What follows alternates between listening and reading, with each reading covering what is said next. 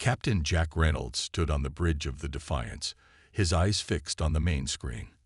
Earth, his home, burned in the distance. Blue oceans turned black as smoke filled the atmosphere. The once green continents glowed red with fire. His hands gripped the command rail until his knuckles turned white.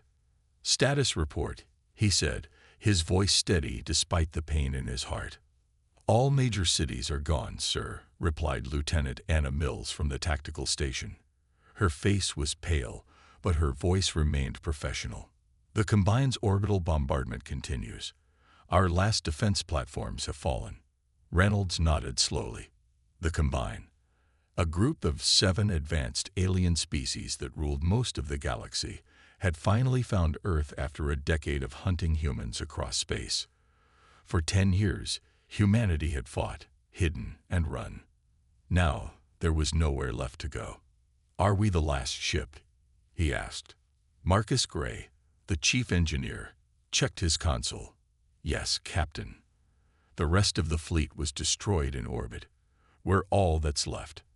A heavy silence fell over the bridge. The Defiance was humanity's most advanced warship, but it was just one vessel against the hundreds of combined ships that now surrounded Earth. Dr. Tom Weber, the science officer, approached Reynolds. "Captain, it's time," he said quietly. Reynolds knew what Weber meant.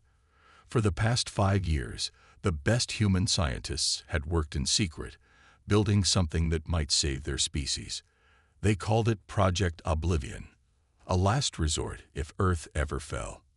"Are you sure it will work?" Reynolds asked. Weber's eyes showed doubt, but his voice was firm. "No, sir. The quantum drive is only theoretical. We've run simulations, but there's never been a real test. And if it fails, then we die knowing we tried everything," Weber said. Reynolds turned to his bridge crew, 50 men and women who represented the last free humans in the galaxy. "The Combine thinks they've won today," he said. "They believe they've finished what they started 10 years ago, when they decided that humans were too unpredictable, too dangerous to join their perfect galactic community." He walked to the center of the bridge. "They've killed billions of us. They've chased us across thousands of light years. But today they learned that humans don't die easily." Reynolds turned to Weber. "Prepare the quantum drive." Weber moved to a special console that had been installed just a month ago. He entered a complex sequence of commands. "Captain," Mills called out, "the Combined flagship is hailing us." Reynolds nodded. "Put it on screen." The image of Earth disappeared, replaced by the face of Admiral Kor. Like all members of the Vex species, Kor had gray skin, 4 eyes, and no visible mouth. He spoke through a translator device attached to his neck. "Human vessel," Kor said, his voice flat and mechanical. "Your resistance is impressive but pointless. Surrender now, and we will allow your crew to live in containment." Reynolds smiled. "Admiral Kor, you've chased me across half the galaxy. You should know by now that humans don't surrender." "Then you will be destroyed," Kor replied. "Your species has proven too violent and unpredictable. The Council of 7 cannot allow such chaos in our ordered galaxy." "Before you kill us," Reynolds said, "I want you to remember this moment. Remember that you didn't just defeat humanity today. You created something much worse." Kor's 4 eyes blinked in sequence, a sign of confusion among the Vex. "Explain." "You're about to find out," Reynolds said. He cut the transmission and turned to Weber. "Status: quantum drive at full power, Captain. Coordinates are set." Reynolds took one last look at Earth on the secondary screen. His home. His planet. Now a funeral pyre for billions. "Execute," he ordered. Weber pressed the final command. For a moment, nothing happened. Then a low hum filled the ship, growing louder until it vibrated through the deck plates. Blue light surged from the engine section, washing over the bridge. Outside the Defiance, the combined ships detected a strange energy signature. They had never seen anything like it before. a quantum field that seemed to bend reality around the human vessel. Admiral Kor watched from his flagship as the Defiance began to glow with blue energy. His science officer reported energy readings that defied their understanding of physics. "Destroy that ship now," Kor ordered. The combined fleet fired hundreds of energy beams at the Defiance. But it was too late. The quantum field expanded in a flash of brilliant blue light, and then the human ship simply vanished. Not destroyed, not jumped to hyperspace, but completely removed from normal spacetime. The combined weapons passed through empty space where the Defiance had been just seconds before. On the bridge of his flagship, Admiral Kor felt something he had never experienced in his 300 years of life, a cold feeling that humans called fear. Intelligence reports had mentioned rumors of a human superweapon called Oblivion, but nothing concrete had ever been found. "Track that ship," he ordered his crew. "Impossible, Admiral," his science officer replied. "The energy signature doesn't match any known form of travel. It's as if they've stepped outside reality itself." 3 days later, the Council of Seven met virtually to declare victory over humanity. Representatives of the 7 ruling species congratulated each other on eliminating the human threat once and for all. Only Admiral Kor remained silent during the celebration. "You seem troubled, Admiral," said Councillor Pax of the Arn species. "You led our forces to a great victory. You should be proud." "The last human ship escaped," Kor replied. "Until we know where it went and what Oblivion means, our victory is incomplete." The Council dismissed his concerns. They ordered the combined fleet to begin colonizing the outer planets of the human solar system. Earth itself would be left alone for a century, until the radiation from their bombardment faded. Against the Council's wishes, Kor ordered a permanent monitoring station to remain near Earth. "We must be vigilant," he told his officers. "The humans survived our previous attempts to exterminate them. We cannot assume they are gone." 3 months passed. The Combined began to establish bases on Mars and the moons of Jupiter. Ships arrived with colonists eager to claim new territories. Then, without warning, thousands of quantum signatures appeared simultaneously across Combined space, each matching the energy pattern of the vanished human ship. The message that accompanied each signature was simple, broadcast on all frequencies in perfect Combined standard language. "We are Oblivion. Remember Earth." And the Combined began to learn what it meant to fear. Blue light faded from the bridge of the Defiance as the quantum drive powered down. Captain Reynolds blinked, trying to clear the spots from his vision.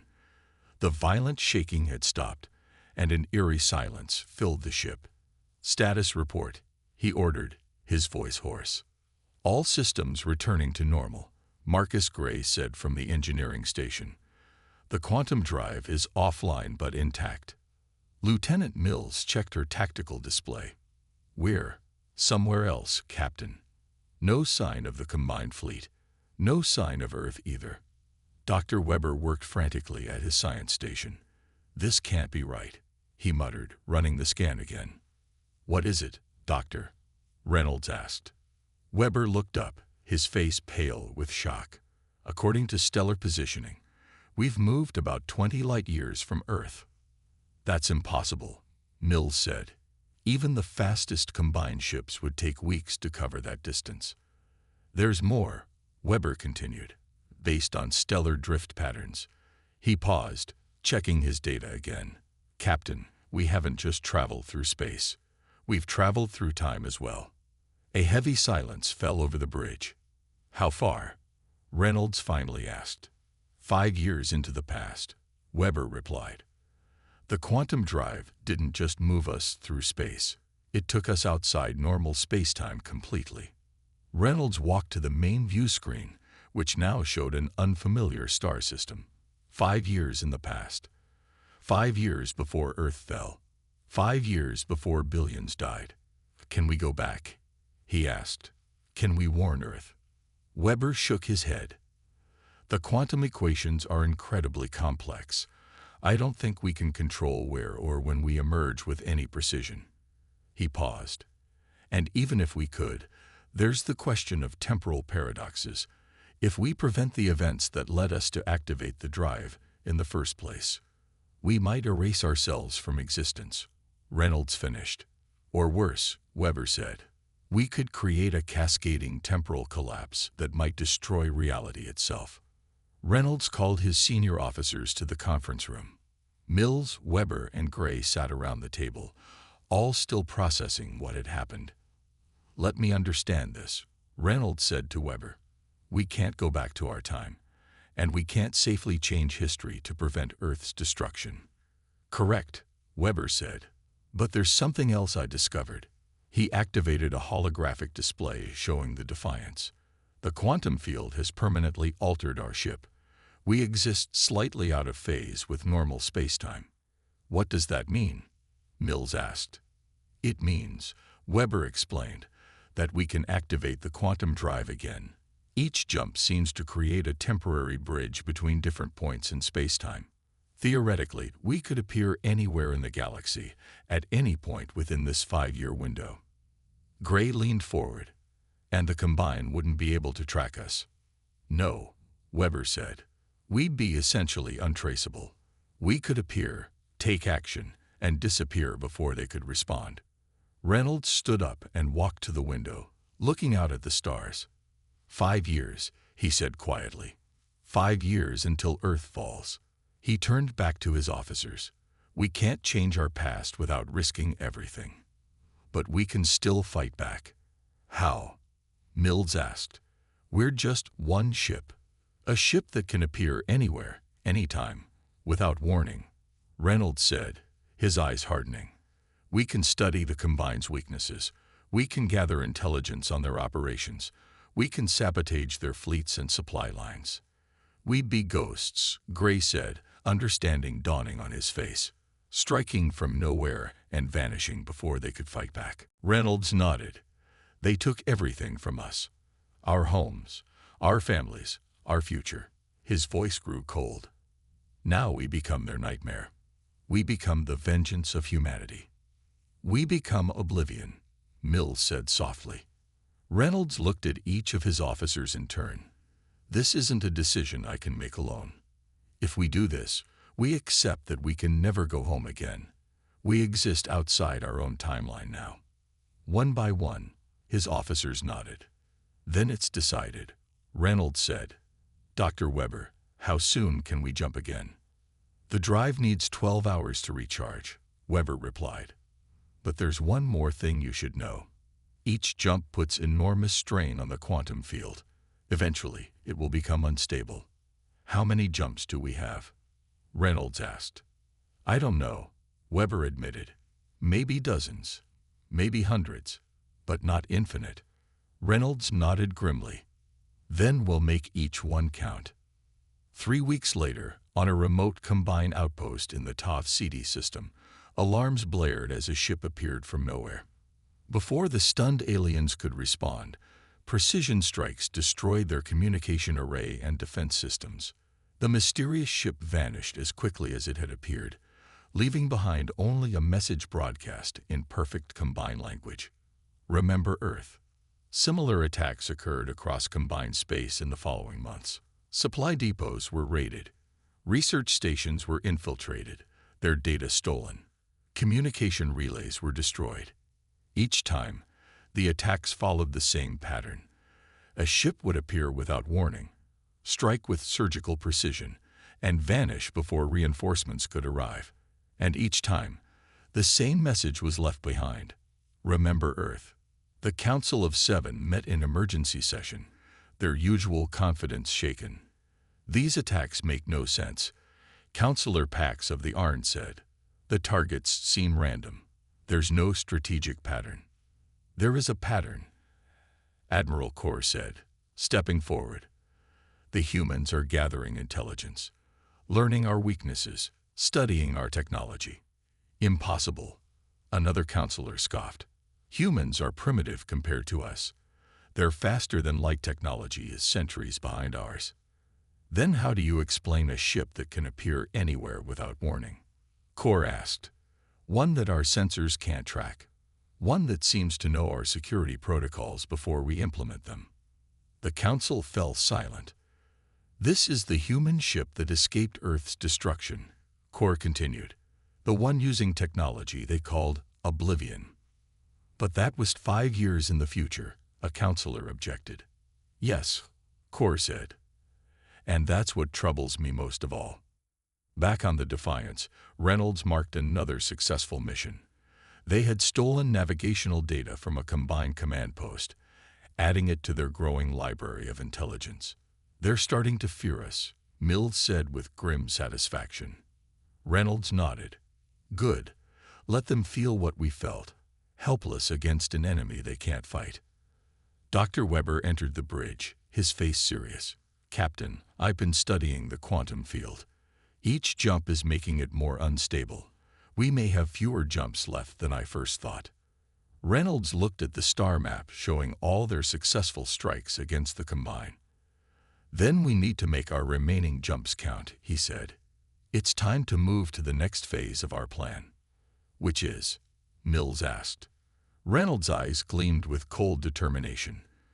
"To turn the Combine's own weapons against them." 3 years had passed since the Defiance began its campaign against the Combine. The lone human ship had transformed from a desperate last stand into the most feared vessel in the galaxy. Admiral Core stood before the Council of 7, his 4 eyes fixed on the holographic display showing the latest attack, a combined weapons research facility reduced to ruins. "This makes 37 strikes in the past month alone," Core said. "The human ship is becoming bolder."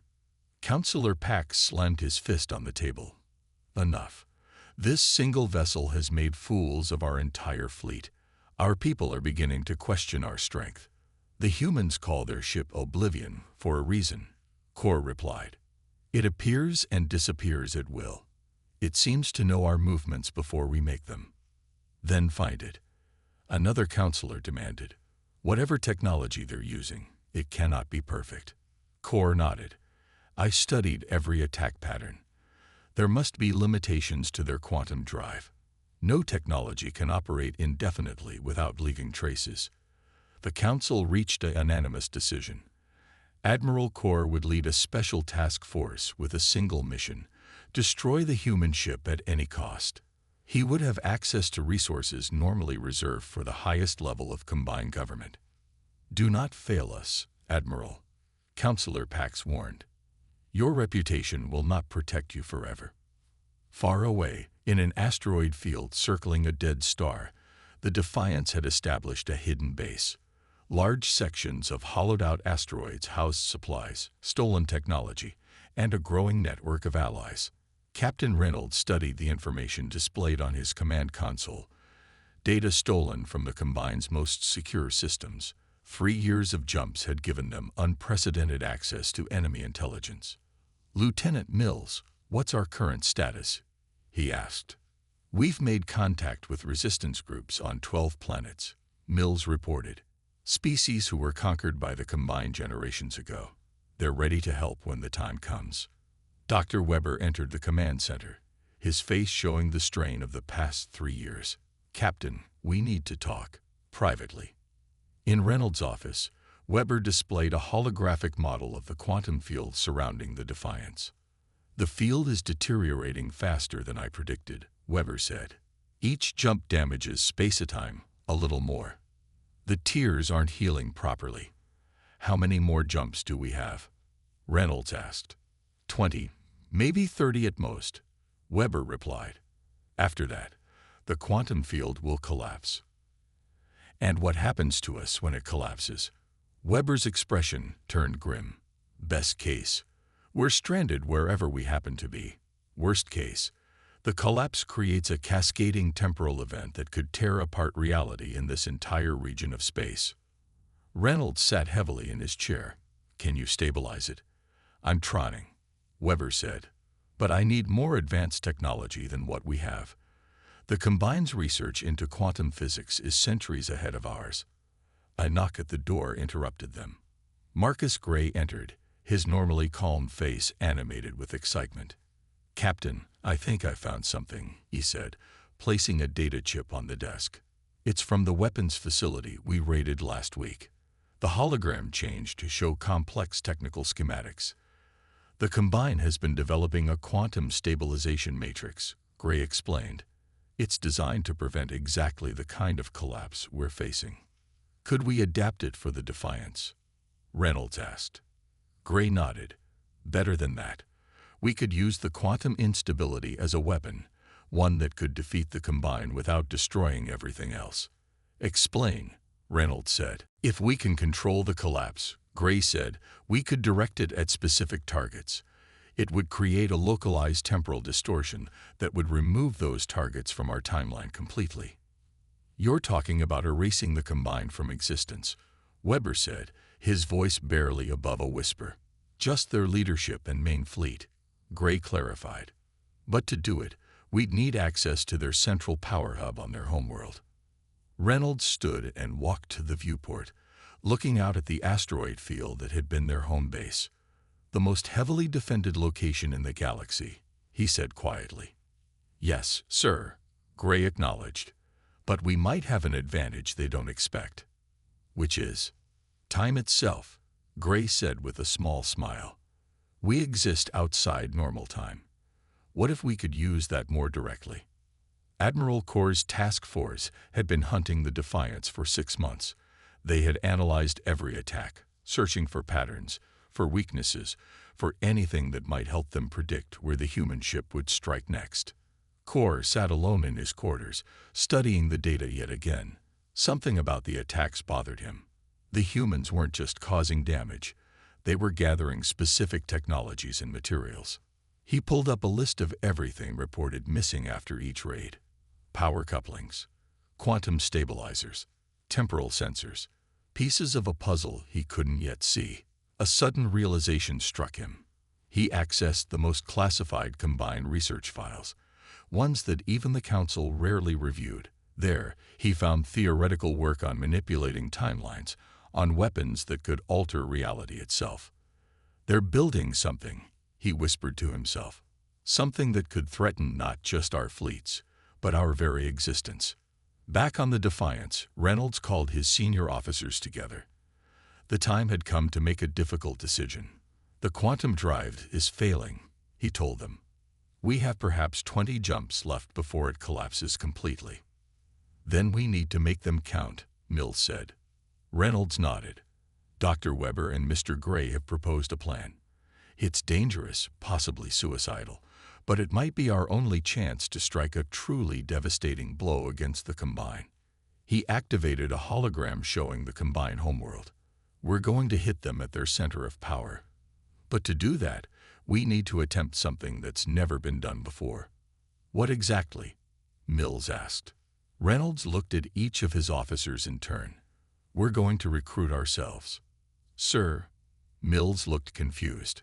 The quantum drive doesn't just move us through space and time, Reynolds explained. It moves us outside of normal space-time completely. Theoretically, we could use our remaining jumps to make contact with the Defiance from different points in our own timeline. Multiple versions of our ship, Gray added, all working together for one final attack. The officers exchanged nervous glances. This violates every rule of temporal mechanics, Weber warned. The paradoxes could be catastrophic. More catastrophic than the extinction of our species, Reynolds asked quietly. No one had an answer for that. Begin preparations, Reynolds ordered. We make our first temporal contact jump in 48 hours. As the meeting ended, Reynolds remained alone, staring at the hologram of the Combine homeworld. In less than 2 years, Earth would burn. Billions would die. But perhaps, just perhaps, humanity would have its vengeance after all. Remember Earth, he whispered to himself. The quantum drive hummed to life as the Defiance prepared for its most dangerous jump yet. Captain Reynolds stood on the bridge, his face showing none of the fear he felt inside. All systems ready, Captain, Marcus Gray reported from engineering. Temporal coordinates locked. Reynolds nodded. Remember, we're aiming for 6 months ago, when we raided the Combine research station near Proxima. We need to make contact with ourselves before that mission. Dr. Weber monitored the quantum field readings carefully. The field is already showing signs of instability. This jump will be rough. Proceed, Reynolds ordered. Blue light washed over the bridge as the quantum drive activated. The ship shuddered violently, metal groaning under the strain of bending reality. Then, with a final lurch, the Defiance jumped. When the blue light faded, they found themselves in empty space near a familiar star system. Temporal jump successful, Weber announced, surprise evident in his voice. According to stellar positioning, we've arrived exactly when we planned, 6 months in our past. Any sign of us? Reynolds asked. Lieutenant Mills checked her scanner. Yes, sir. The other Defiance is preparing to attack the research station. They haven't detected us yet. Reynolds took a deep breath. Open a secure channel. Use the emergency captain's code. On the other Defiance, 6 months younger Captain Reynolds was reviewing final attack plans when his communication console chimed with a special alert, a code that only he knew. This is impossible, he muttered, checking the source. That's my personal authorization code. With hesitation, he accepted the transmission. The screen flickered to life, showing himself, an older, more weathered version, but unmistakably his own face. I know this is hard to believe, the older Reynolds said, but I am you, from 6 months in your future. We don't have much time, so listen carefully. The younger Reynolds listened in stunned silence as his future self explained the plan, how they would recruit multiple versions of the Defiance from different points in their timeline to launch a coordinated attack on the combined homeworld. This violates everything we know about temporal mechanics, the younger Reynolds finally said. Yes, his older self agreed. But it's our only chance to strike a blow that the combined can't recover from. Will you join us? After a moment of consideration, the younger Reynolds nodded. What do you need me to do?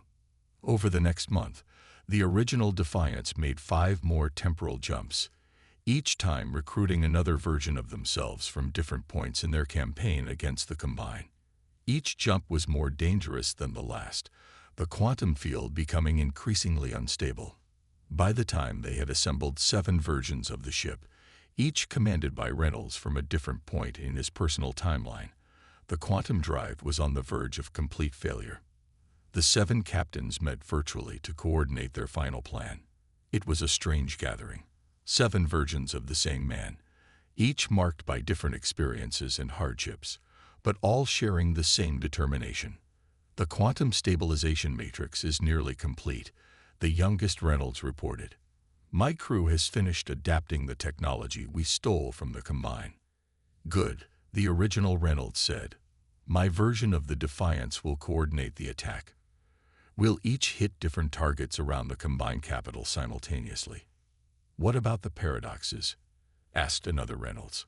Having multiple versions of us in the same timeline must be creating massive temporal distortions. Dr. Weber, attending the meeting with the original Reynolds, nodded grimly. It is. The fabric of space-time in this region is starting to unravel. We've detected temporal echoes, events happening before they should, or multiple times in slightly different ways. All the more reason to strike now, the original Reynolds said. We have one chance at this.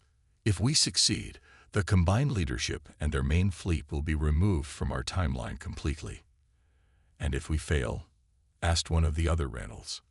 Then the quantum collapse might take us all with it, the original Reynolds admitted.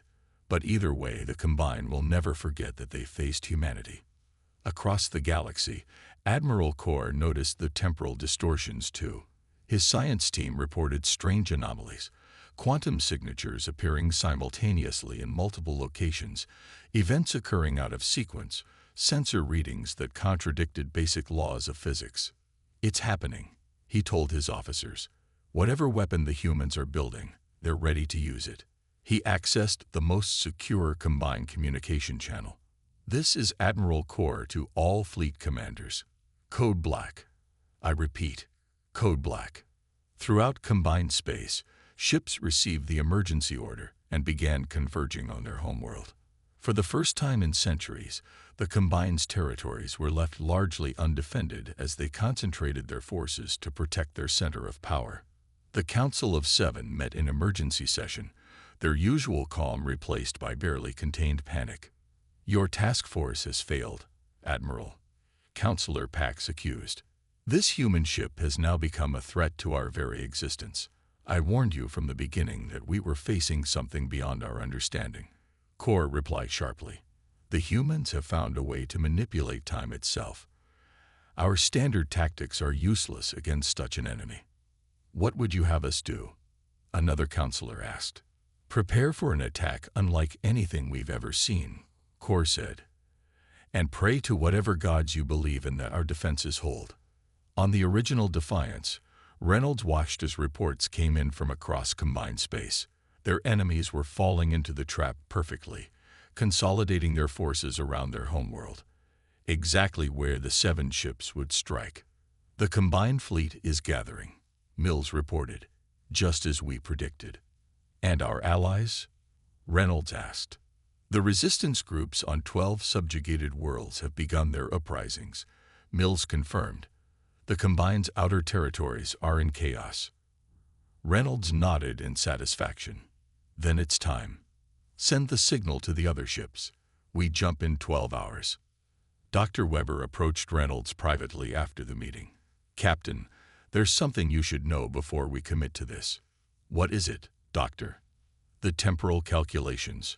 Weber hesitated. "When all 7 quantum signatures converge, the resulting paradox will almost certainly destroy all versions of the Defiance. None of us will survive this attack." Reynolds was quiet for a moment. Then he placed a hand on Weber's shoulder. "We've been living on borrowed time since Earth fell, Tom. All that matters now is making sure humanity has a future." As the final preparations were made, Reynolds recorded a message to be broadcast to all human colonies and outposts that still remained hidden throughout the galaxy. "This is Captain Jack Reynolds of the Defiance.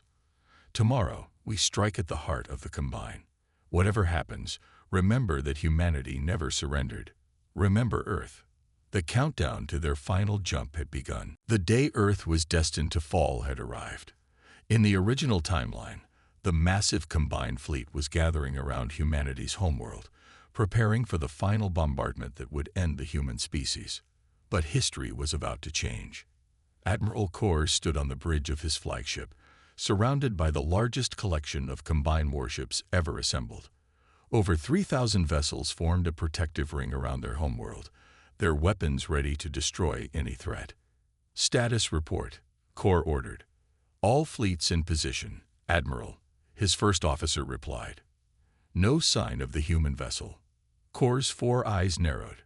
He had studied the humans long enough to know they wouldn't simply abandon their plan. "Keep all sensors at maximum. They'll come." A junior officer approached with urgency. "Admiral, we're receiving an emergency transmission from the Earth Assault Fleet." "Put it through," Kor ordered. The screen showed another Combined commander, his image flickering with static. "Admiral Kor, the human ship, it just appeared near Earth. But there's something wrong. Our sensors are detecting multiple quantum signatures, all identical to the first human vessel." Kor felt cold fear spread through his body. "Get your fleet back here now." "We're trying, but..." The transmission cut off abruptly. "What happened?" Kor demanded. "Unknown, sir," his communications officer replied. "We've lost all contact with the Earth Assault Fleet." Before Kor could respond, alarms blared across the bridge. "Multiple quantum signatures detected," an officer shouted. 7 distinct readings, all matching the human ship. They're appearing simultaneously around the capital.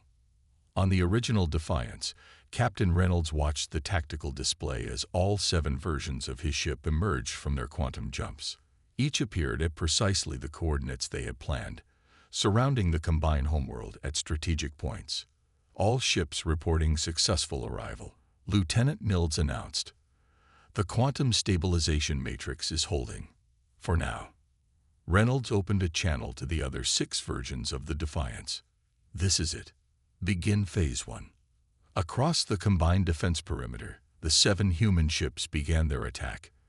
They didn't target the combined vessels directly. Instead, they fired specially modified quantum torpedoes at seemingly empty points in space. Where the torpedoes detonated, reality itself seemed to warp. Swirling vortices of blue energy appeared, growing larger with each passing second. The temporal disruption fields are forming, Dr. Weber reported, monitoring the readings carefully. The quantum matrix is channeling the instability exactly as we planned. Reynolds nodded grimly. Begin Phase 2. Each version of the Defiance activated its quantum drive simultaneously, but instead of jumping away, they directed the energy outward, feeding the growing temporal vortices. On his flagship, Admiral Kor watched in horror as reality began to tear apart around them. What are they doing? His science officer's voice trembled as he answered. They're creating controlled quantum collapses. The fabric of space-time is being warped around us. Destroy those ships now, Kor ordered. The combined fleet opened fire, thousands of energy beams lancing out toward the 7 human vessels. But it was too late. The temporal vortices had grown too large, absorbing the energy of the combined weapons and growing even stronger.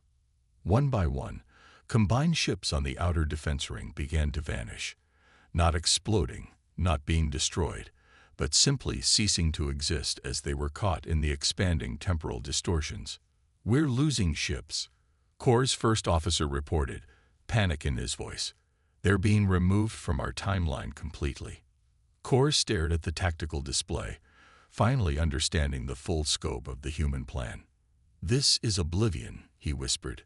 Not a weapon, but an event, the erasure of the combined from reality itself. On the Defiance, systems were failing as the quantum drive pushed beyond its limits. Sparks flew from control panels, and the hull groaned under the strain of warping reality. Quantum field at critical levels, Weber warned. We have minutes at most before complete collapse. Reynolds opened a final channel to his crew. This was always a one-way mission. I want you all to know that your sacrifice will ensure humanity's survival. He paused. It has been my honor to serve with you. Similar scenes played out on the other 6 versions of the ship as each Reynolds prepared his crew for the end.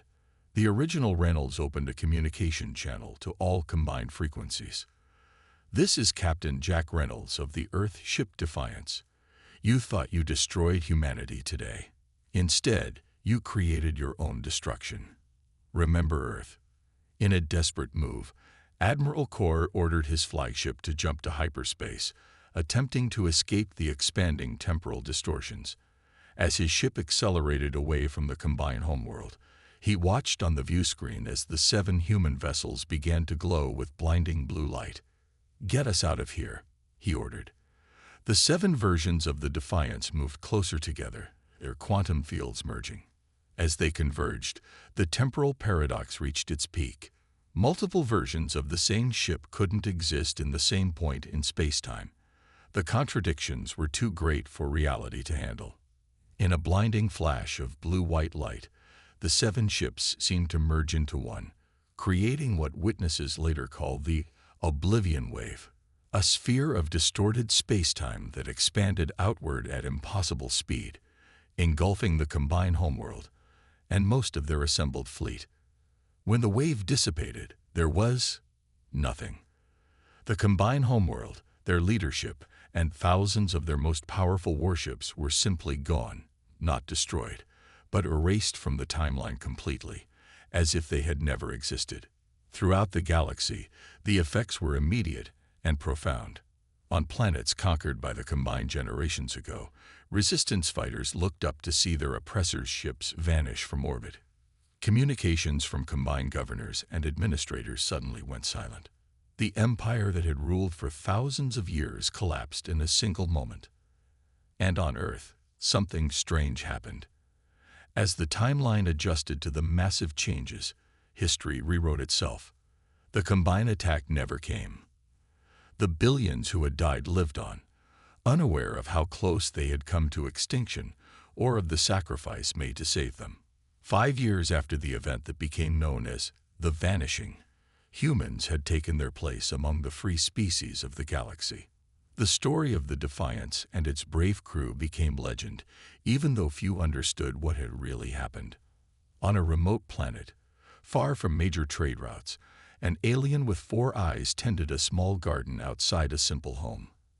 Admiral Kor, the only high-ranking Combine officer to escape the Oblivion wave, lived in quiet exile, haunted by memories of an empire that now had never existed. Each night he looked up at the stars, remembering how one human ship had undone everything his people had built. He alone remembered both timelines, the one where the Combine ruled supreme, and this new reality where they were nothing but a fading memory. The humans had a saying he'd come to appreciate: those who seek to destroy others often destroy themselves. The Combine had tried to exterminate humanity, only to be erased by human ingenuity and sacrifice. As Kor watched a shooting star cross the night sky, he whispered the words he would never forget. Remember Earth.